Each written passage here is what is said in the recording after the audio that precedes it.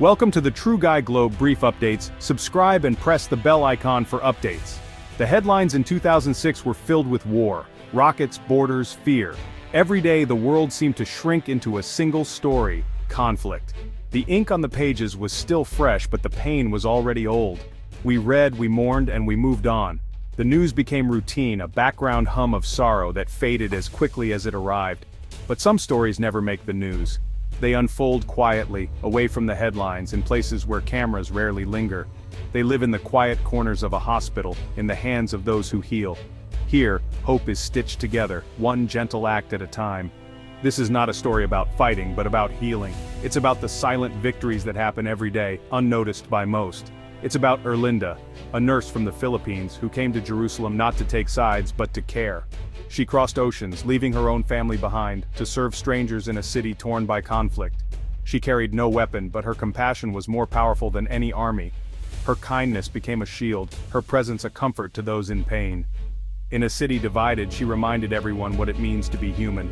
Her care crossed every border, every barrier, reaching those who needed it most. If you walk through a certain hospital wing today, you might see a simple brass plaque. It's easy to miss, but it holds a world of meaning. It doesn't honor a general or politician, but Erlinda, a testament to kindness in chaos. Her name shines quietly, a reminder of what truly matters. The plaque is small, but its message is immense. History is shaped not just by the powerful, but by the profoundly good. It's a tribute to the everyday heroes who change the world in small, steady ways. Erlinda's story is not about changing the outcome of a war, but about changing lives. Her touch brought comfort, her words brought peace. In a world that celebrates noise, she was a whisper. Yet her whisper carried farther than any shout. In a time that demanded sides, she stood with everyone. Her heart was her only allegiance. Her legend began with one act of courage, one unwavering belief in kindness. That belief grew, touching everyone she met. This is the story of that belief, and the woman who lived it. Erlinda's legacy is not written in history books, but in the hearts she healed. Sometimes the quietest stories echo the loudest, and sometimes the smallest plaque holds the greatest story of all. When sirens wailed over Jerusalem, most foreign workers fled, seeking safety far from the chaos. Erlinda stayed. She watched colleagues leave, their faces etched with worry and longing for home, and she too felt the pull of her own family far away. The ache of distance growing sharper with every news update. But instead of packing her bags, she looked at the full hospital beds, the faces of those who had nowhere else to go. Her patients were Israeli, Palestinian, old, young. Labels didn't matter in the face of suffering. They were simply people in pain, each with their own story and fears. Her duty was to the suffering in front of her, not to a flag or a side in the conflict. Quietly, she unpacked her suitcase and showed up for her next shift, determined to be present. While the world outside unraveled, Erlinda became the ward's anchor, a steady force amid uncertainty. She chose the vulnerability of the sick room over the safety of escape, embracing the unknown. Her decision wasn't dramatic, but it was defining.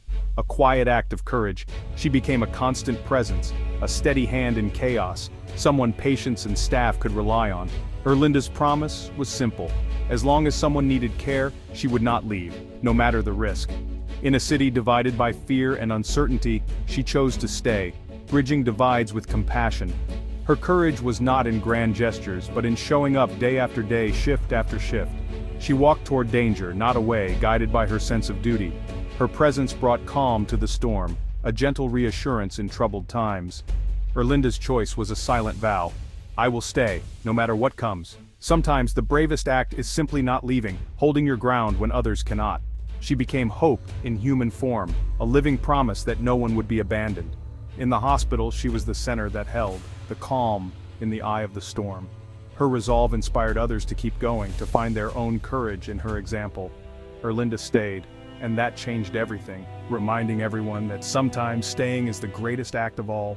In the chaos, a silent, dust-covered boy arrived. No name, no family, just shock. Others rushed by, but Erlinda knelt beside him, offering presents instead of questions. She wiped his face, hummed lullabies, and waited. Days passed. The boy remained silent, but Erlinda never gave up. One day, as artillery thundered outside, she told him a story and gently took his hand. He squeezed back, a flicker of life. Word spread, a nurse's compassion had reached a child lost to war. The story moved through the hospital, then the city. Commanders on both sides agreed to a 24-hour ceasefire to search for the boy's family. For one day, the guns fell silent. All because one nurse saw a child, not an enemy. Erlinda's kindness became a legend. Sometimes a small act hushes even the loudest war. Erlinda's journey began in a small Philippine village shaped by sacrifice and family. She learned early that love was action, caring for siblings, helping her parents, dreaming of a better life. Becoming a nurse was both a calling and a promise to lift her family from poverty. Like millions of overseas Filipino workers, she left her own children to care for others abroad. Every exam passed, every shift worked, was for her family's future. The ache of separation was constant, but so was her resolve. Money sent home paid for school, medicine, and hope. Her compassion was born from lived sacrifice, not textbooks. She saw her patients' humanity, their families, their fears. Erlinda was not just a nurse, she was a mother, a daughter, a provider. She cared for strangers with the same devotion she held for her own. Her story was fueled by love sent from home. Erlinda built bridges where others saw walls. She won over Mr. Abram, a gruff scholar with coffee and conversation about poetry. She comforted Fatima, a frightened Palestinian girl, by sharing photos of her own children and braiding her hair. Erlinda's kindness was a universal language. Outside the hospital, she visited a park between neighborhoods, a rare neutral ground. She sat quietly, humming, offering candies to children from both sides. At first they came for the treats, but soon, they came for her calm. Around Erlinda, invisible lines blurred. For a few moments each day, children forgot the war and simply played. She didn't force peace, she embodied it. Her presence turned suspicion into curiosity, fear into friendship. Erlinda's gentle acts made the world feel bigger, kinder. In her care, children were just children, no sides, no labels. She showed that even small hands can reach across great divides. In a divided city, she created moments of unity. Erlinda's bridge was built from simple, everyday kindness. War shattered even the hospital's sanctuary. A rocket struck, plunging the pediatric ward into darkness and chaos. Children cried, nurses panicked, but Erlinda found calm in the storm. She moved through the dark, her voice steady. "It's okay, I am here, we are safe." She handed flashlights to the oldest children, making them helpers, giving them purpose. Gathering the youngest, she sang lullabies, her voice a beacon in the dark. Her circle of light became an island of peace. When rescue teams arrived, they found not hysteria, but children holding hands listening to Erlinda's stories. She was more than a nurse, she was hope. The story spread, the woman who sang when the bombs fell. Erlinda taught children to make their own light in darkness. Her courage became legend. Even in war, she created sanctuary. Erlinda was the light when the bombs fell. Among those Erlinda helped was David, a young Israeli soldier wounded not just in body but deep within his spirit, carrying invisible scars that no medicine could heal. He'd lost friends on the battlefield, hope for the future, and the will to play music. The dream that once filled his days before the war changed everything. Other nurses found him bitter and unreachable, a shell of the person he once was. But Erlinda saw through the pain to a heartbroken boy longing for comfort. She spoke to him about music, not war, sharing stories of folk songs from her home in the Philippines, hoping to spark a memory of joy. For days he said nothing, lost in his own world of silence and sorrow. Then, finally, his voice cracked. "My hands are useless now, I'll never play again." The weight of his loss was almost too much to bear. Erlinda replied gently, "Your hands are resting. They carried your friends. They will make music again, maybe a new kind, born from your courage." Her words offered no false hope, just a new way to see his pain. A reminder that healing can take many forms. She encouraged him through every step of therapy, always seeing the musician inside the soldier, never letting him forget who he was.